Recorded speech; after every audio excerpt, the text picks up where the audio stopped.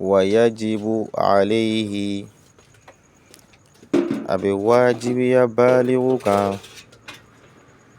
حفظ لسانه أكان نتنا من الفحشاء كبكولا غلوما والمنكر أنيكو كونيو والكلام القبيح أنيكما كالانغلو وأيمان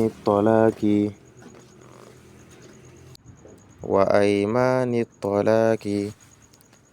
أنيكي كالفرسالا وانتهار المسلم أنيكا سلامكele وإهانته